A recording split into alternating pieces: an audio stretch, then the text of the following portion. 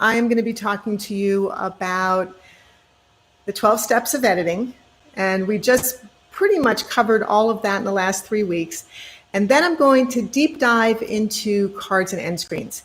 And this is something that if you don't know anything about them, or even if you do know about them, I think you're going to learn a lot more because I've been using them. But when I started doing the research for tonight's meeting, I really learned a lot more. And they're pretty fantastic on how they can help your business, get more views and get customers and everything else. So we are going to be discussing that. So I think I am going to get started. And for those of you that are new, this is YouTube Bootcamp. We are all about small businesses, professionals and creatives who want to use video for branding, marketing, and strategy to grow their business. I am Sheri Barbera, and I am your host. And I am a Google certified YouTube channel growth expert. So thank you for the likes, whoever did that. You know I love those likes. So if you have questions, I am here to answer your questions. And if you haven't subscribed to our channel, we are so close to 300 subscribers. We want them. So please subscribe to our channel so that we get that 300 and more. I just saw the coolest video. I am going to be sending it in this weekend's newsletter. And it's about a YouTuber who grew her channel in 3 years from 0 subscribers to 100,000 subscribers. And I watched the whole video. It was really, really well done. And she's great on camera. And what I loved was that she said in her first year, she had finally hit 300 subscribers. And in her second year, she really didn't even gain that many more subscribers. It really wasn't until she hit 1,000 and then 5,000 and then 10,000 that it started to snowball.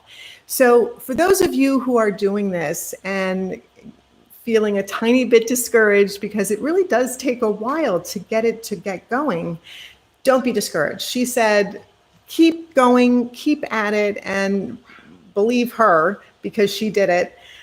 It'll happen. So it will happen for all of you. And don't worry, it'll happen. Okay. Who else is here? Hi, Sam. Hola, ¿cómo estás? I'm glad you're here. Thank you for coming. I'm going to start talking about the 12 steps of editing. One of the first things that you want to know about editing is that editing does not begin in your software, in your editing program. Editing begins well before you actually start filming. And if you have any questions about that, we went through this. But basically, before you start even making your video, you really want to do, number one, all the research that goes into, is this a topic that your specific niche market is looking for? That's number one. Not just something that you want to tell people about, but something that they are actually specifically looking for. That's number one. Number two is, are you going to script it? Are you just going to do bullet points? Are you going to storyboard it? What are you going to do? So when you do any one of those things, the next step to that is to call out in your script, oh, this is where I want to close up. This is where I want to do titles. This is where I want to do X, Y, and Z. So this is how you start editing before you even start filming. And that's what I mean by editing before you film. You pre-edit your video before you even start filming it. And the reason to do that saves time, right? That's the most important thing, because how many of us have a ton of time to spend doing this? None of us, right? None of us. So any single thing that is a time saver is so well worth it. And pre-editing, thinking about what you're going to do before you even start filming, writing it down, getting it into your head, making sure that you do it while you're filming yourself. This is going to save you tons of time in the editing process. So edit while you film. That's number 3. Let me just go back to that. Edit while you film. What do I mean by that? Well, there are a number of things that you can do to edit while you film. One of them is when you know that you're going to have a close-up, Get close in. When you know that you want to do a medium shot, back up, right?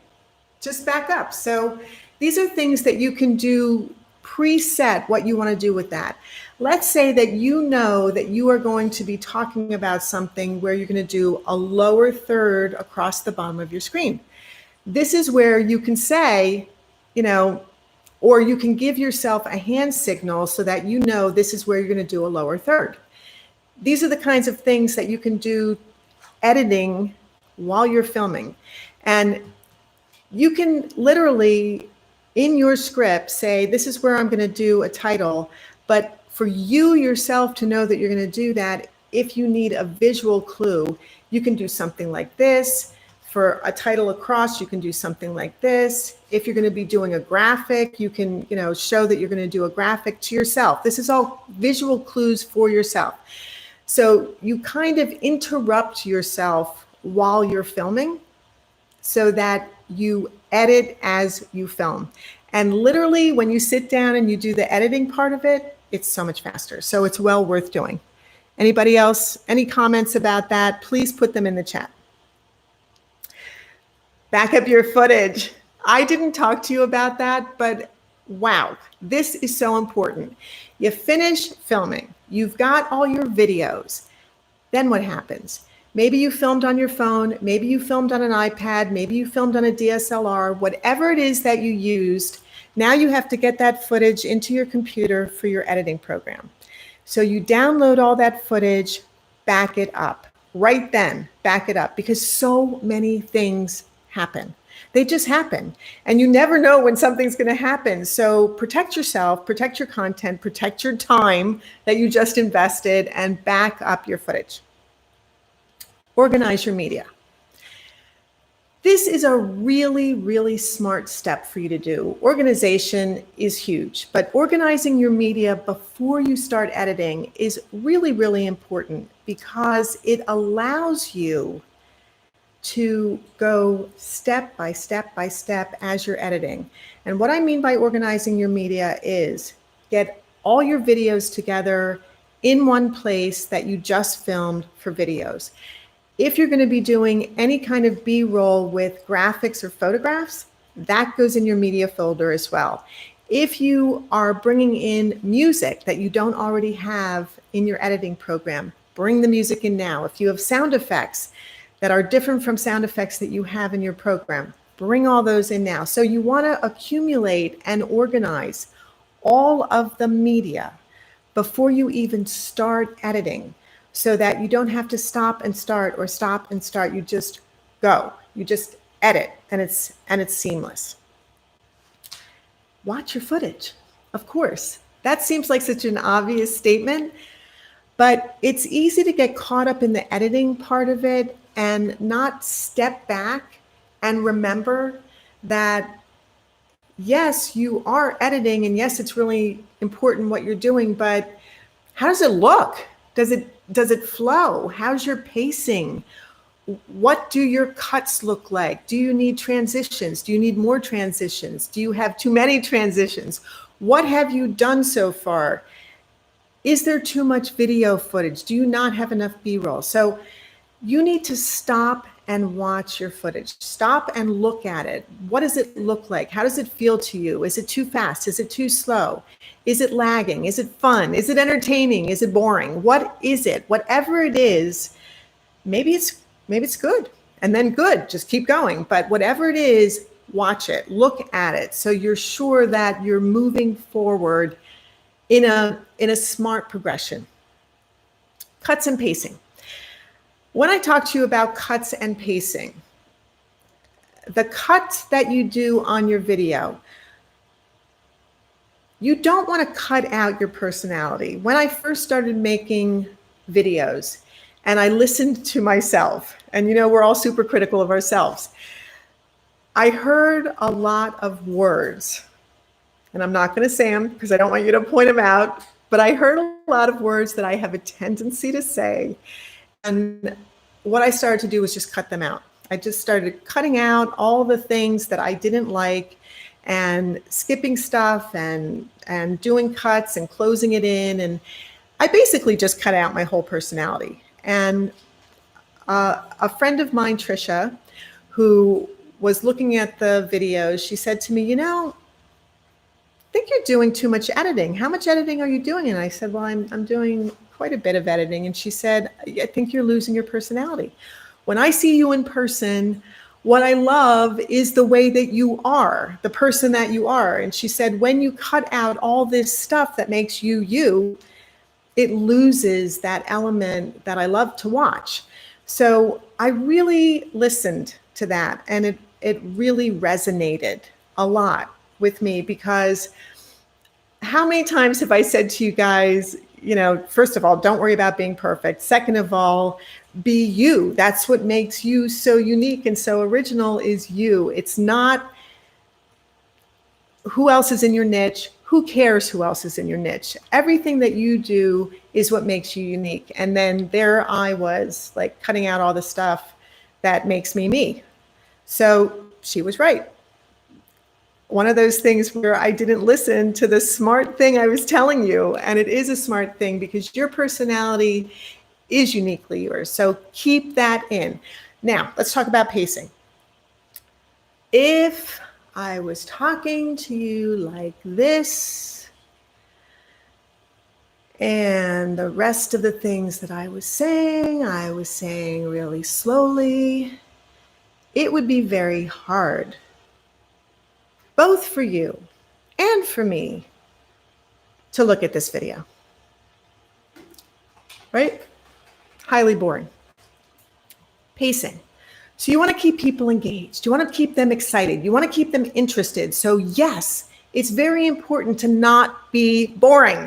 You must be interesting. You must be exciting if possible. You want to give your viewers something that they want to look at and come back for.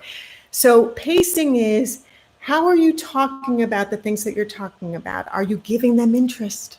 Are you giving them excitement? Are you giving them something to think about? Because that is what I mean by pacing. You don't want everything to be this. You don't want to just talk to people like this. And you don't want to talk like this the entire time either, because you can't keep up with this the entire time. It's like overkill, right? So how quickly you talk about things, and then when you stop to make a point, that really does make a point a lot more than if everything was at the same keel. So pacing and cuts are extremely important. Are there any questions about pacing and cuts? Are there any questions about anything I've just gone through so far? Because we're already at step 7. So any questions about that? Hey, trekking pals, welcome guys. I hope you're feeling better, Habiba. So welcome. Okay. Now, you've gotten to this point. You've got your cuts going, you've got your pacing right, you're bringing all your stuff in. Now you still have additional media to bring down to your timeline. So what you want to bring down to your timeline is titles, transitions, effects. You want to bring music, maybe you want to bring voiceovers, their B-roll. All of this stuff needs to get added in. So this is where you start layering and making your video more interesting and more exciting and more useful to the viewer, more dynamic. Sound. What are we hearing? Sound is so critical. And all of you know the number one thing that people click away the fastest from is crappy sound. That is not acceptable. So don't have crappy sound. Use a mic, or as we're doing, we're using the Blue Yeti. I think I can show it to you. This is the Blue Yeti. It works great. That's one of my favorite microphones. We have it on a stand. I would show you a picture, but I'm using my phone for my slides. That's how I advance my slides. It's so great on Keynote. Sound. So you want to be sure. There's so many things about sound that you need to be aware of. Number 1,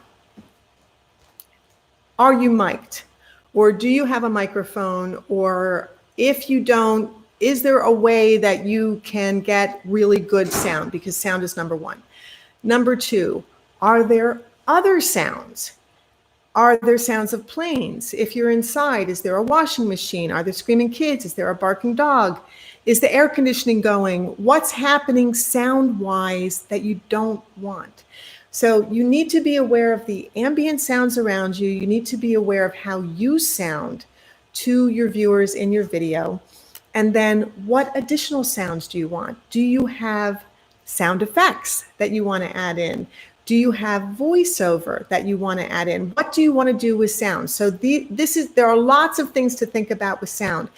The other thing you want to think about with sound is as you make a whole channel full of videos, what you really, really, really, really want are for number one, to get subscribers, and number two, to get those subscribers and anybody who comes to your channel to view your content as much as possible.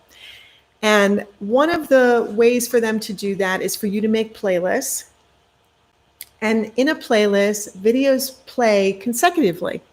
That's the whole idea of a playlist. It's just like a record playlist, or, oh my God, that really dated me. It's just like any kind of music playlist.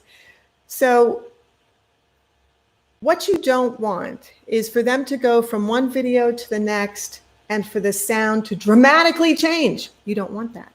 You don't want people to have to continuously adjust their audio settings up and down because your volume goes up and down for every video. You don't want that. You want to try to keep your sound levels for every single one of your videos the same. And this is something you can also achieve in editing. In editing, when you bring your video footage in, there is in audio, on your audio lines, 0. So that's where everybody starts at. Everybody starts at 0.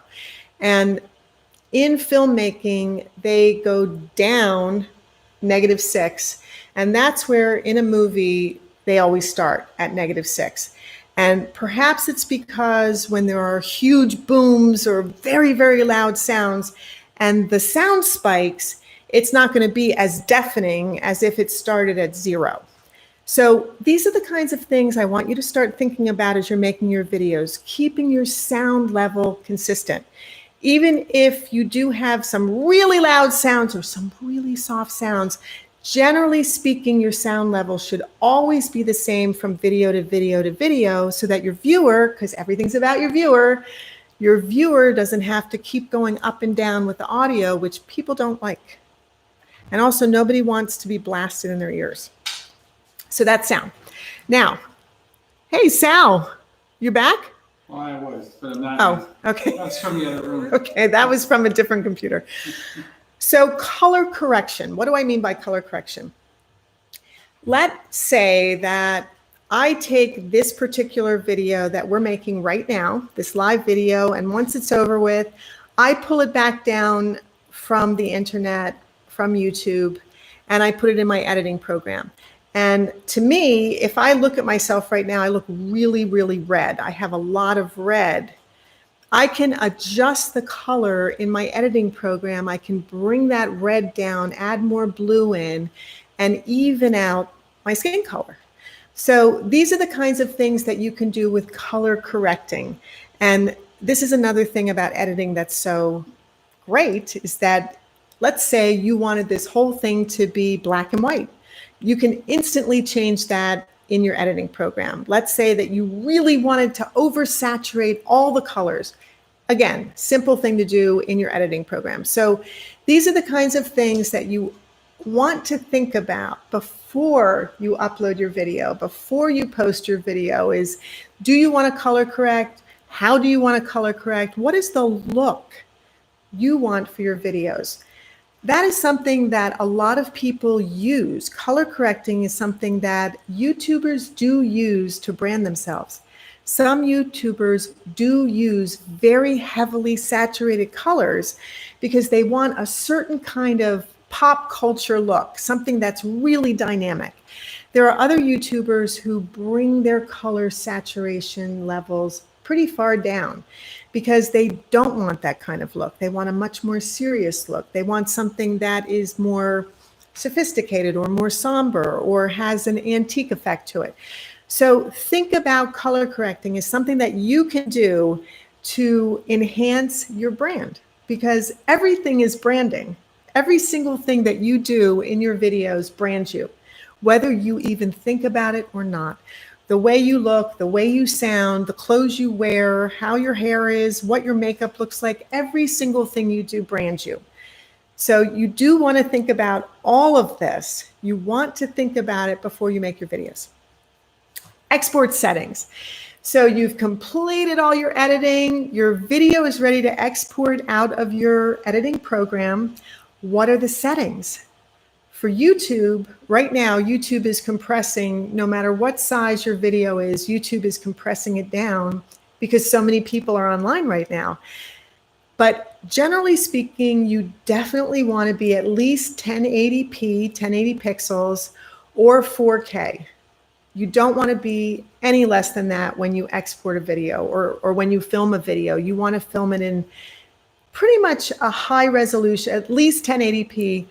But if you wanted to go to 4K, there would have to be a pretty decent reason for that. A lot of YouTubers are using 4K now, which is incredibly dense amount of pixels in an image. So you're getting really fine images, but at least I feel like it's just a little bit of overkill. I guess when everybody starts using that, we'll all get used to it and it won't seem like anything, but think about that. So when you are exporting your video, at least in Final Cut Pro 10, which is what I use for Mac, I have a bunch of settings that I can choose from. And one of them is master file. I always export in master file. That's just what I do. I export in master, and then I compress that video in Handbrake. And Handbrake is handbrake.fr for France. And Handbrake is a free program that allows you to compress is the right word.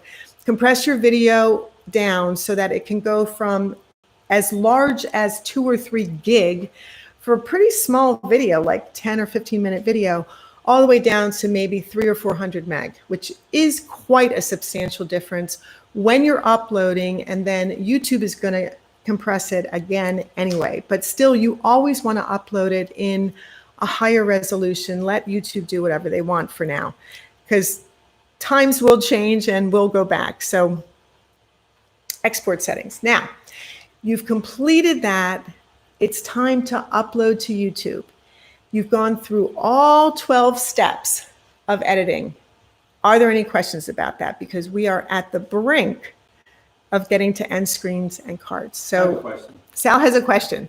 If I wanted to sign into YouTube Bootcamp on this for our account, how would I do it? What's the name and password? Okay, so Sal is going to come over here for like 1 second. Why am I calling? Okay. And I will be right back. Hello. And they should put their questions right now. Is a good time to put their questions in. This is a good time to put your questions in the, what do you call that thing? The chat. This way we can answer them. And Sheri's signing me in because I forgot what the name and password was to YouTube Bootcamp.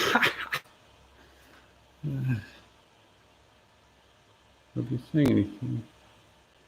There are no questions? There are no questions. No questions about editing at all? Nobody has any questions about editing, but I'm out now. Wait. How does Sal continue to be so good looking? Hi, David. Hi, Tabitha. Hi, Lily. Hi, kids. Can we get a better look at the mic?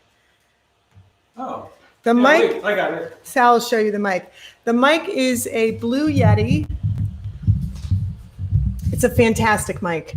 It has a lot of fantastic features. It has sound. You can set it so that the sound when you're speaking into it. Wait, I will demonstrate. Look at this. When you're speaking into it, you can have it set up for an interview so that one person speaks one side, one speaks on the other. You can set it up so that it gets It's got four different settings. It's really great. And it's really cool. And this is the gain, so you can make it as loud or as not loud as you want to. And we always have a link in our description below our videos to all of our equipment. They are affiliate links. We aren't making any money from them because Amazon still hasn't recognized us as an affiliate, so whatever, but just go ahead and click the link. It'll take you right to it, and you'll learn a lot more about the Blue Yeti. Nice Hawaiian shirt. Sal has a ton of nice Hawaiian shirts. Thanks, Laura. Hey, thanks for the like. Whoever's liking this, you know how much I like that. Thank you. Okay, so any other questions about editing before we move on? Because I'm ready to move on. Any other questions? Nope. All right. If you do have more questions, go ahead and put them in the chat and Sal will shout them out and let me know what they are. Yay. Okay. Now you've uploaded your video, you've put in your title, you've put in your description, you've put all your tags in, and you've double checked that all of your settings are correct. If it's for kids, you've checked for kids. If it's not for kids, you've checked not for kids. That should have been done in in the back end of your YouTube studio. That should always be a default that you've already preset up, but you can change that in every video. So you're filling out all the information about the video that you just uploaded. Now, this is where you add end screens and cards. As your video is being recompressed by YouTube, you are not allowed to add any of that stuff. But once the video is uploaded and YouTube has finished recompressing it down to the size that they are using at the moment, which I think is 720, then you can add your end cards and your end screens and your cards. This is the explanation of basically what they are all about. So end screens and cards should point to or give context to the thing that you want your viewer to do next. And what do I mean by that? Well, when do you use an end screen? You do not use an end screen with a playlist. And the reason for that is you have already set up what you want your viewer to do next. Question? I'm already missed step 2. Whatever that was. Laura, you missed step 2 of I just saw that. Of editing. You missed step 2 of editing. Editing is all about, so the first step in editing is pre-edit. And you know what, I don't think I can go back. Let me just see if I can't go back. At the moment I can't go back, Laura, but at the end I can go back and tell you what that is. So the reason you don't use end screens with playlists is because a playlist already lets the viewer know what you want them to do next, which is to watch the next video. So that's why you never use an end screen with a playlist. But you should use it at the end of all of your other videos so that you let your viewer know this is what we want you to do next. Where do you use end screens? End screens are set up by YouTube to only be in the last 20 seconds of your video. Only. There is no other place that you can use an end screen. So when you're filming your videos, you can either work it in that the last 20 seconds of your video include either time for this end screen to show, or you know that you're going to have an end screen that you want to be talking over. So the last 20 seconds of your video are you talking over the end screen, which is another really cool way to keep your viewers watching to the end of your video. When should you use cards? Cards are different.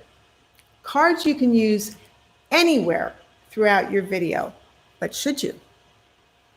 What do you think? Cards you can use anywhere throughout your video, but should you?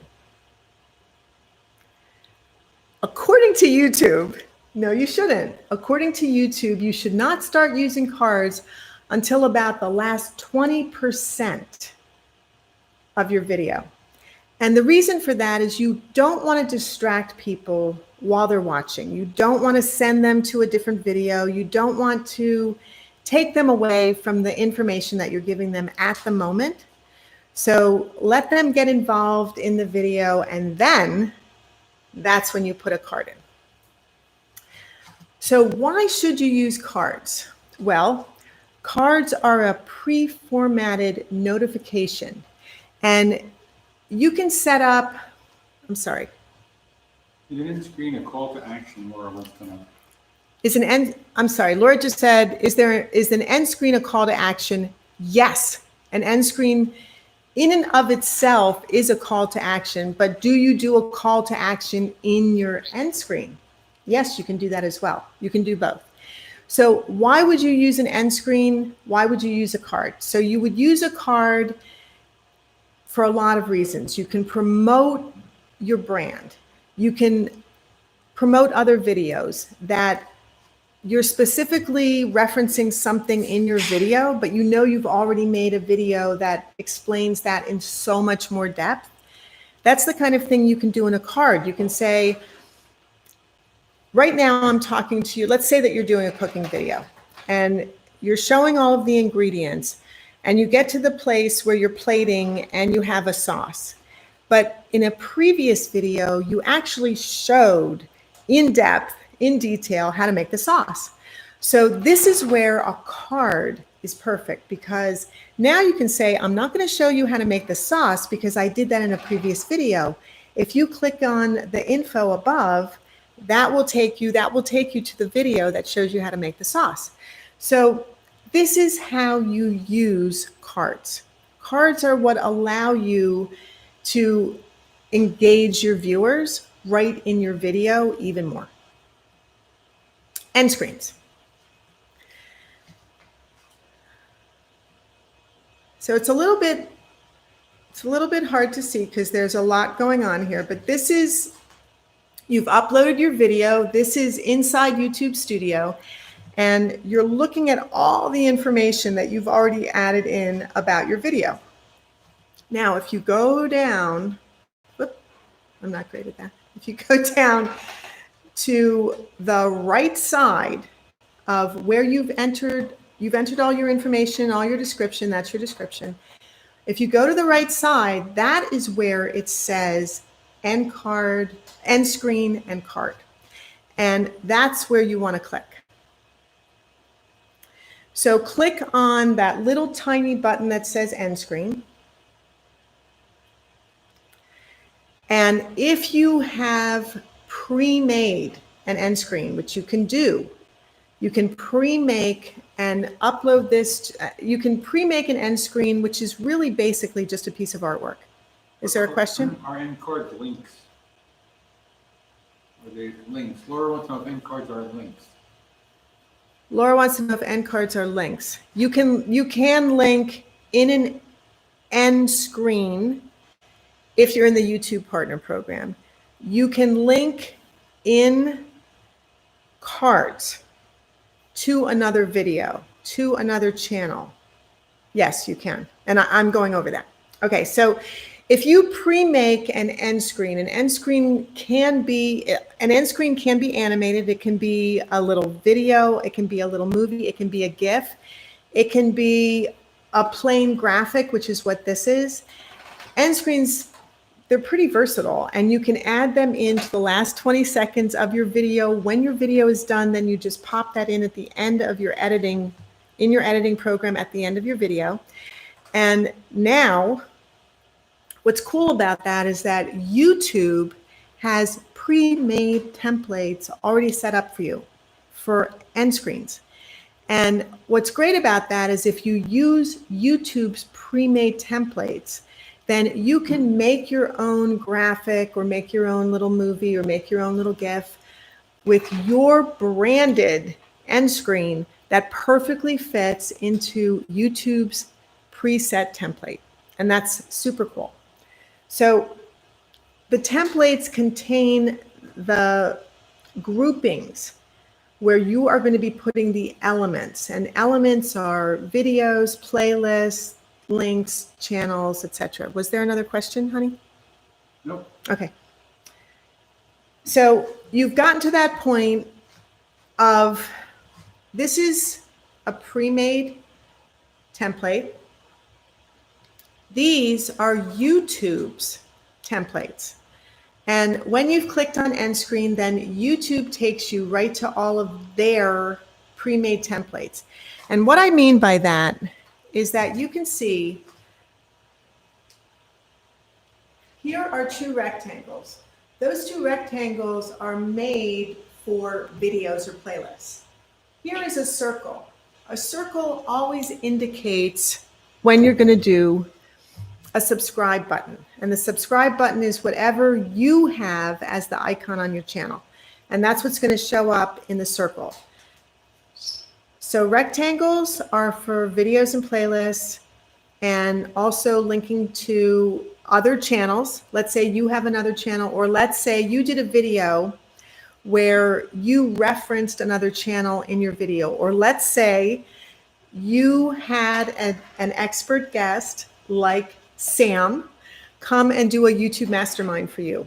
So in the end card, you can literally link to his channel. That's how you use those kinds of things. Are there any questions about that right now? If there are, be sure to put them in the chat. So if you want to choose a template, what we did with this one is that we preset up this graphic to perfectly match YouTube's template. And again, why would you do that? Save time. Everything is about saving time, right? Everything is about saving time, making things faster, making it work quickly, making your life better, giving you more time to go watch a movie or something. So this is why you use templates. This is why YouTube gave you templates. So use them. YouTube already did them. So just do your layout that matches one of theirs, and then boom, it's done. Now, if you don't want to do that, and you have your own specific way you want to set up your elements, because that's the way that your graphic is, you can save that as your own template. And YouTube allows you to do that in the very bottom there. It allows you to save this, whatever video it is, as a template, and you can rename it, or you can leave it the name of that video, whatever you want to do. So any questions on where you put any of this information? Any questions about that? I'm going to keep going, but if you have questions, put them in the chat. Elements. Elements are the things that you add in to the boxes, to the circles. That's what an element is. And if you look at this, it's kind of hard to see. Oh, heck. I just lost my screen here. Sorry. If you add any of these elements to your end screen, you can use videos, you can use a playlist, you can use a subscribe button. And the subscribe button right now is grayed out because it's being used right there. That's the subscribe button. Channel, this is how you add another channel.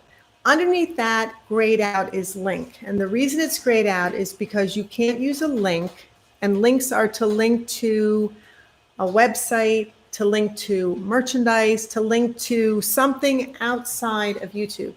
You cannot do that until you're part of the YouTube Partner Program. And to get into the YouTube Partner Program, you have to have 1,000 subscribers and 4,000 watch hours, not views, 4,000 watched hours. So that's literally 4,000 hours that people have watched your videos before you can apply to the YouTube Partner Program. Elements. So I hope you can see that a little bit more clearly. That's what the elements are.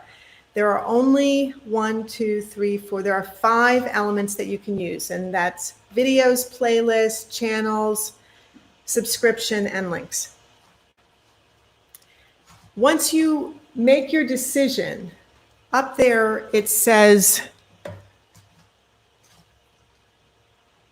plus. There's a plus sign and the word element in blue. This is how you add elements. And as you add an element, it is blue. When you're adding it, it is blue on the timeline. And this is YouTube's timeline for end screens. So as you learn these words about editing, they become more and more useful when you see them being used in different applications. So this is YouTube's way of using a timeline. Any questions about that? No. Okay. Wow. If you click video as the option for your element, then YouTube gives you 3 choices for video. The first one is the most recent upload. That's what the first one is. What is your most recent upload? The second one is best for viewer. And that means that YouTube decides what that video is going to be. And that's based on what the viewer watches, what they've seen the viewers' progression of watching videos is. So they know a lot more than you do about the viewers who come to your channel and look at your videos.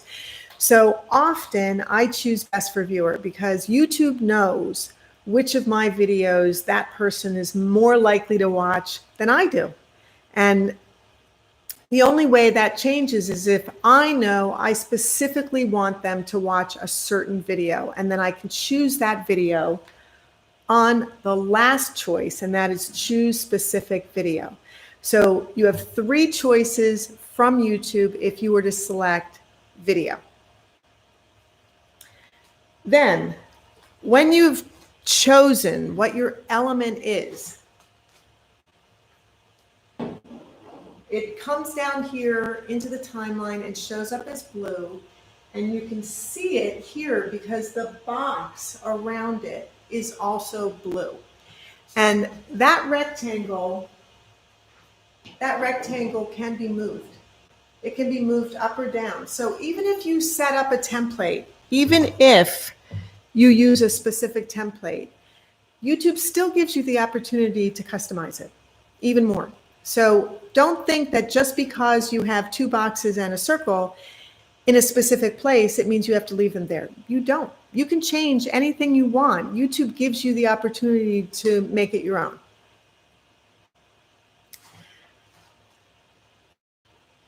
This is one of the things about elements. Elements allow you to edit individual.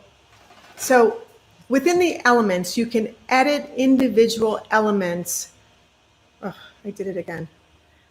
I keep losing my connection to my Keynote. I think it has something to do with everyone who's online. So you can edit individual elements. You can edit their timing. You can edit where they're placed in that 20 seconds. You can edit which shows up first, which shows up last, or do they all show up at the same time? So there are lots of things, lots of options for you when it comes to the elements that you add to your end screens. You can change their placement. So right now, again, anything that is blue is what is currently being used by you on your end screen. And if you click on an element, then it turns blue and you can do things to it. And this is your playhead, just like a playhead when you're editing on your timeline. Same exact thing. If you were to drag this playhead in on your timeline, so here's your 20 seconds right here. This is 20 seconds. And if you were to drag your playhead in, wherever you drag it to, now, once you've dragged it, you can grab any one of your elements and drag them into the playhead.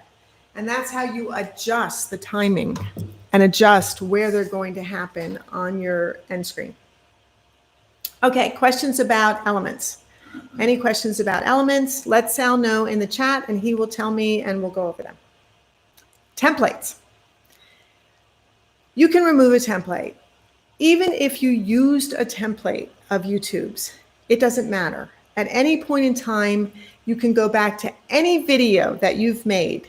And let's say 5 months ago, you uploaded a video, you added an end screen, you put the elements in, and it's 5 months later, and that particular video now is super relevant to something that you're working on today. But the end screen that you added and the elements that you put in are not. You can go back into that you can completely change the elements. You can completely change the layout. You can take off that template entirely and just do everything a la carte. It's up to you. You're in control. Isn't that cool? I mean, that's what I love about YouTube. YouTube gives you all of these opportunities to brand yourself and to market yourself and to make all of your videos uniquely yours. And I just love that. You can apply a new template by selecting, I don't know that you can see it, but there's this little graphic, which is more apply template.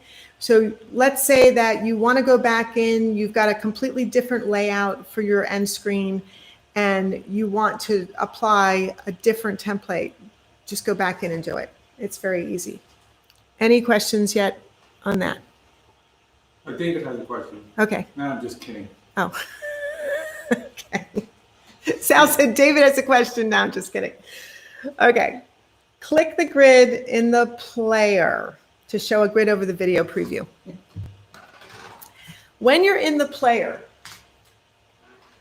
this is the player for your end screen. And the reason it's called a player is because it plays, literally, here's your play button right there. This advances. This goes back 10 seconds, this advances 10 seconds.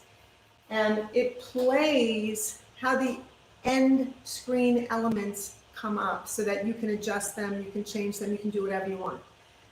Here is a grid. And this little grid, if you click the grid, gives you even more control over what's happening on your end screen. So if you click the grid, you get a drop down, and in the drop down, it gives you options.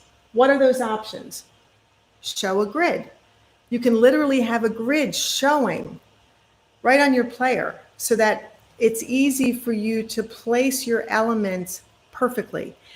On top of that, you can choose snap to grid so that they're always perfectly aligned on the grid. The other option is snap to element. And that gives you a third way to customize and make your end screen work. Question? Dale wants to know if next week we can give them real examples of end screens and cards from actual channels. Okay, so the question is, can I give you real examples of end screens and cards? I can do that in this week's newsletter, but next week, we're going to be doing YouTube ads. I'm so excited about this because we've never gone over YouTube ads ever. And this is how you can grow your channel, grow your business, market yourself right on YouTube to the 2 billion people that are monthly users of YouTube. So next month is going to be totally mind-blowing. Next month is all YouTube ads. But I would be happy to show you examples, and I will do that in the newsletter this weekend. Thanks, Dale. Now, the next step is you've added all these elements. You're in the player. What do you want to do? Preview it. So there is a button to click to preview how does everything look. Click it and look at it. Take note, if you're doing a channel for kids, which I don't recommend anymore. I used to highly recommend that, but I don't recommend that anymore because now there are so many restrictions on channels for kids. If you are doing a channel for kid, you are not allowed to use end screens. You are not allowed to use cards. You are not allowed to do anything that's a call out, anything that might suggest advertising, marketing, going off to some website. You can't do anything like that. So and you can't live chat on a live stream. And you can't live chat on a live stream. Thank you, Sal. That's right. You can't live chat on a live stream. So many things you can't do. If you want to use the element called link, the only way you can do that is to be a YouTube partner in the YouTube Partner Program. But if you are, then what's awesome about link is that you can link to an associated website of yours. And when I use the word associated, I literally used it for a reason. It means that you have to, in the back end of your channel on YouTube Studio, YouTube asks you, do you have any associated websites? They use the word associated. And this is where you can enter your own website.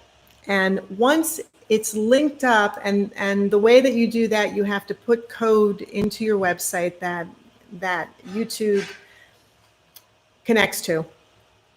Once you have an associated website, then, and you're a YouTube partner, then you can link literally from your ed screen right to your website. You can link to a crowdfunding site. So let's say that you have done something on Kickstarter and you want people to go to Kickstarter. That's something you can put on your end screen when you're a YouTube partner and link directly to it. But you must be a YouTube partner. Are there any questions about that? Okay. Tips. You can use end screens to promote other videos. That's a really smart thing to do. So when you are finished, when your video is done, hopefully people have watched the whole entire video, because that's the goal. Watch time is gold. If you can get people to watch from start to finish and then get to your end screen, then this is where you can use your end screen to promote another one of your videos to them. And the reason you want to do that is you want to keep them on your channel as long as possible. You want to keep them there. You want to keep them watching. You want to keep them engaged. You want to keep them interested. You don't want them clicking off and going to a different channel. You don't want them going and looking at any of the suggested videos that are on the right side of that video either. Another reason why end screens are so good is to get their interest at the end of your video and keep them there and get them to go to another video of yours or go to something else, another playlist or something like that. So end screens can promote your videos, your playlists, and they can add watch time. And the most important thing for you as a YouTuber is to build your channel, right? Well, one of the most important metrics for building your channel is, what is your watch time? How many hours have people viewed your videos? And the reason why that's such an important metric, not only for you, but also for YouTube, is because YouTube loves channels where there is a lot of watch time, because that's where they're selling their ads. So the longer people view your videos, the more ads they can show, the more they love your videos, the more they'll promote you, the more subscribers and viewers you'll get. It works synergistically. End screens can build viewer retention. Sounds like I'm saying the exact same thing, doesn't it? Kind of it is. Watch time and viewer retention, you want to keep people on your site so that they watch more videos. That's the goal. End screens can encourage viewers to subscribe, because you always want people to subscribe to your channel. And if you haven't subscribed to YouTube Bootcamp's channel, please do, because we need that. We're trying to hit 300 and we're so close. So please subscribe. Tell all your friends to subscribe. Everyone should subscribe. John has for you. Oh, all right. Thanks, John. Thank you for coming. Great to see you. See you next time. See you next week. And tell Jeremy, yes, I did go to Safari, and that's how I got it working. Thank you, Jeremy. Sal did go to Safari, and that's exactly how he got it working. So great tip. Thank you very much for that. Now, what can you do that is interesting and different with end screens that will make them exciting for your viewers? Well, you can think of them a lot like an Easter egg. So if you promote in your videos that at the end of your video you have something really surprising for your viewer, hopefully they're not just going to skip over your whole video and go to your end. Hopefully they will stay to the end because you've given them so much great content to get there. One of the things that you can do is you can show behind the scenes video, BTS, behind the scene video.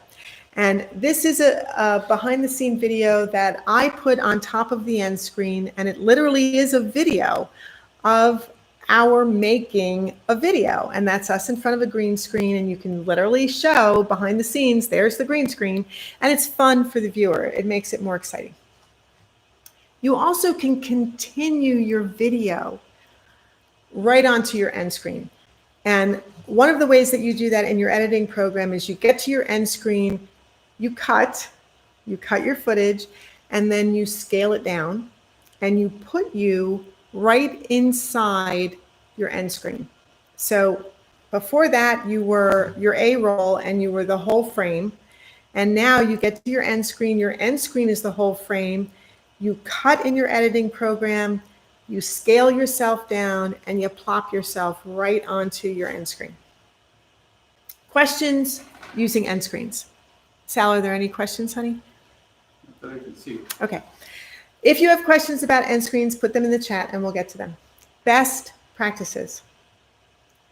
Feature elements that are relevant to the video. And what I mean by that is don't start putting elements in that have literally nothing to do with what you were just talking about.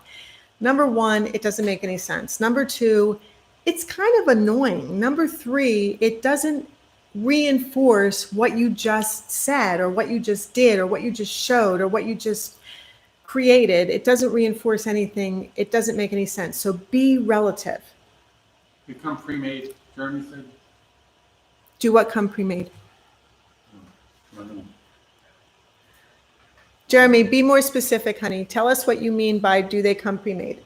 Okay, and encourage viewers to click with a call to action, call to action, call to action. What does that mean? Your end screen elements allow your viewers to move forward with your content if you give them the opportunity to. If you have nothing at the end of your video for them to do but look at another video, and it could be randomly yours or it could be one of the search suggested ones on the side of your video. If they come to the end of your video and right there are all of these wonderful, interesting videos or playlists or something, subscribe button to click on, now you're making it more interactive for them. Now you're giving them a reason to keep on your channel, watch more of your videos, and be an engaged participant. Watch time. Very important. Very, very important. Leave enough space and time at the end of the video for your end screen while you're editing. This is part of editing. Consider the last 20 seconds when you're editing. Consider.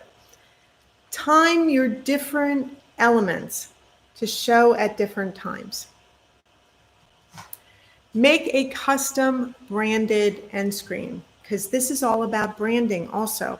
So we did intros and outros, branding, end screens, more branding. So constantly think about how can I brand, how can I brand, how can I brand? End screen metrics. This is where you go into your YouTube analytics in your YouTube studio and look at how your end screens are performing. So this isn't just, okay, so you add this element and then, okay, I don't know what's happening with it. No, it's nothing like that. YouTube gives you so many ways to understand how things perform, to understand what's happening with your videos, with your end screens, with your elements. Are they working? Are people clicking? Do you have engaged viewers? What's happening? Well, it tells you right in your analytics what is happening with your end screen. So go and look at your channel analytics to see videos with end screens that viewers click the most. Use the top videos by end screen card. When you're in your analytics, YouTube gives you a lot of options. Look at all the different options. There are a bunch of different tabs that you can click. You're going to learn so much valuable information about your own channel. Look at your analytics. If you're viewing analytics for a specific video, you can literally see how often viewers have clicked on your end screen elements right in that specific video in your analytics. What you do is you go to the end screen element click rate card, and that allows you to do it. So, okay, so this is really important. Viewers cannot see end screens on certain mobile devices. Basically, end screens, and this is kind of sad, basically end screens only show up on tablets and laptops and desktop computers, except for iPad mobile. But where do they show up? They show up in YouTube Music. Oh no, this is where they do not show up. In YouTube Music, in Kids apps, in Flash videos, and in 360 videos. So if you do a lot of Flash video type stuff, don't even bother with end screens. If you know that you are going to be only making music videos, don't bother with end screens. If you know that you're going to be doing children's videos, don't bother with end screens because they're not going to show up. So those are the places that they are not going to be used. So any additional questions on end screens, put them in the chat below. Cards. How can viewers interact with cards? Cards complement your video, they enhance a viewer's experience, and they provide relevant information. They're most effective when they're not too close to each other. So you want to space the cards out. You really can't even see this, but this is the card timeline is very, very light. This is the card timeline. And when you go onto the back end of your video, you've uploaded your video, you've clicked on card, and now it takes you to this screen. And what you'll see is your entire video broken down into 15-second increments. And at any one of those increments, you can put a card. And that's what this is. That straight up and down piece is where a card is being placed. So when you drag elements down, when you drag your card elements down, this is how you add a card, and they are literally the same things on an end screen, except cards also give you this awesome option of putting a poll on your video. Let's say that you're doing a video where you're using different types of sauces on your food. You can put a poll up and you can say, do you prefer marinara sauce? Do you know which kind of sauce do you prefer? And just let check this. Now you're leaning information from your viewers to use in future videos and you're making it so interactive with people. This is why you use cards. And the way the card shows up on your video is if you've ever looked at a video at the very top right of the video, you've seen a little eye with a circle around it. That indicates information. A card is information. And when someone clicks on it, what happened? The sound just got kind of bad. Hi, Christy. I think the reason that happens is YouTube. Oh, it's the robot sound.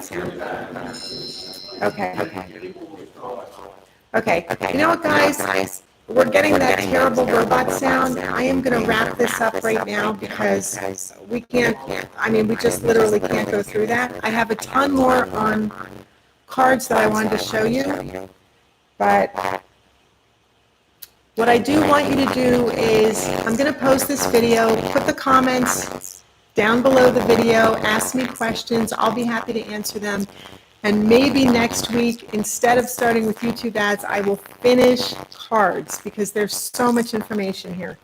So next week it's going to be YouTube ads.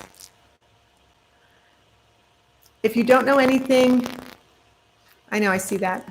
Thanks, Bill. I just got a text message from our friend Bill that it's terrible sound. I'm so sorry. It's YouTube.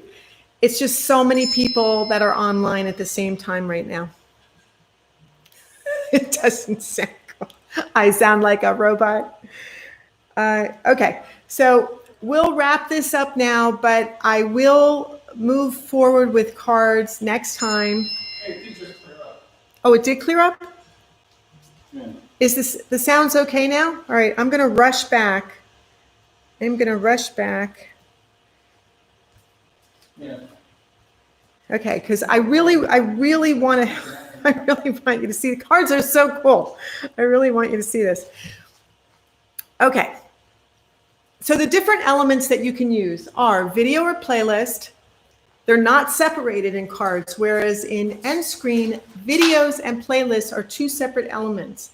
In cards, videos or playlists are one element, you decide. Then channel, you can promote another channel just like you can on an end screen. Then poll, that's so cool. Then links, and again, for me, links are not enabled because I'm not in the YouTube Partner Program yet. That again needs to be 1,000 subscribers and 4,000 watch hours. If you choose a video or playlist as one of your elements, one of your cards, then you choose it. So right here, it allows you to choose from uploads or playlists. And that's how you decide. So you determine which one it's going to be. If it's a poll, look at this. This is so cool. You type your question right into the search, right into this poll question box. And then they start with two choices. Choice number one, you write the choices. You say, here's my poll question. And then choice number one, yes, you use this. That's your choice number one. Choice number two, no, you don't use this. You can add choice number three. No, I never, maybe I use this. It's all up to you. This is what's so cool about polls. You make it as interactive as you can make it interactive. It's very wonderful. Ask questions. Here's a tip. Ask questions to get feedback from your viewers about what you want to know about your video. Is it bad again? Did I do that? You froze. All I did was change this volume on the... Okay. Wait, I don't know if you're frozen. Am I frozen? No, I think I'm here. Maybe just on my computer. If you can use links, this is where you would link to a website, you could link to merchandise, you could link to a Kickstarter campaign, whatever you want to link to. And it's that little I button. When you see that little I button on a video, that is a card. That's what that is. That's how you make them. It's so simple and so cool. Cards work very well if they're placed at a call to action, which makes them so much more relevant to your video content. So if, for example, I'm speaking to you about blah, blah, blah, blah, and then I say, hey, if you haven't subscribed to our channel, subscribe right now. And I point up where the card is going to be, I could literally have a subscribe to the channel right there. So you use cards to call out relevant information, call out a relevant video, point to a relevant playlist, associated websites, prompt people to buy merchandise, or help with a crowdfunding campaign. When you edit your next video, here is a really cool tip. When you edit your next video, one of the things that you can do is while you're editing, you can literally write down at 16.12 seconds, put a card that says, point to this video. And you pre-make all these notes to yourself while you're editing, and then you upload your video, you click on cards, and now you know exactly where you want that card to go.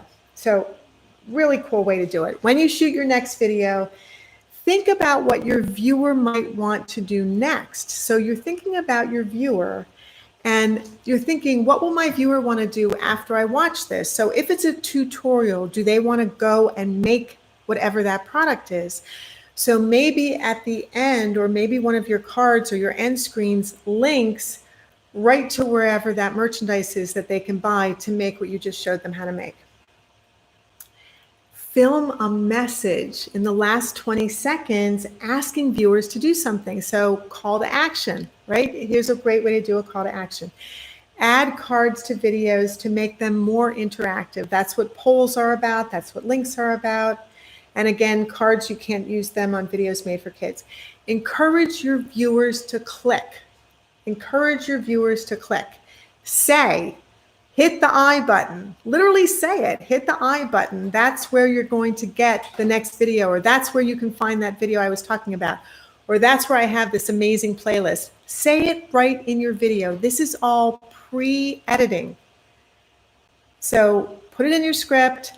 When you edit, think about where you're going to have all of your cards, write it down, and then when you upload, you can put it right there when you upload. Edit in a visual graphic element that draws your viewer's eyes to your card. Think of all the different kinds of ways that you can get people excited about clicking, viewing, staying, watching, engaged.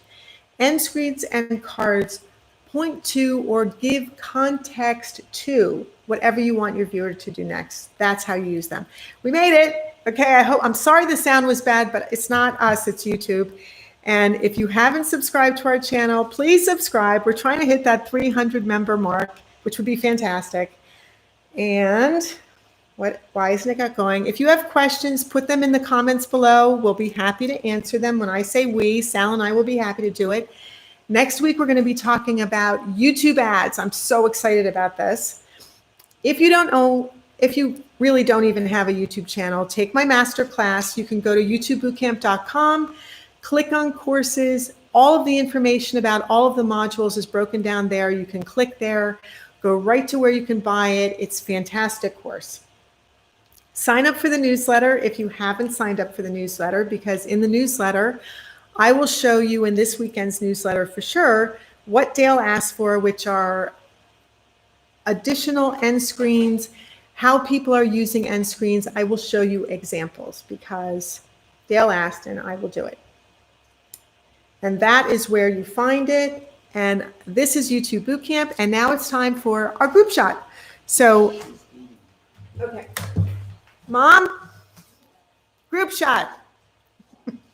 Okay, we're doing our group shot. So thank you guys so much for coming. We really appreciate it. If you have any comments or questions that I haven't answered, please put them in the comments section below when this video posts. Come on in. And it's us. It's Salmi and my mom. Thanks for coming, guys. We'll see you next week. Really appreciate you being here.